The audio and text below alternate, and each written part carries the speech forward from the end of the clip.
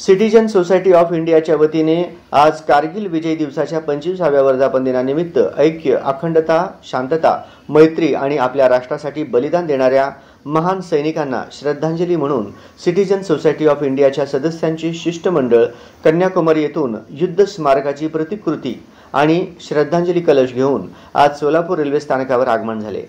आगमन झाल्यानंतर महानगरपालिकेच्या वतीने उपायुक्त आशिष लोकरे यांच्या हस्ते युद्ध स्मारकाची प्रतिकृती आणि श्रद्धांजली कलश पूजन करून व पुष्पचक्र अर्पण करून अभिवादन करण्यात आले।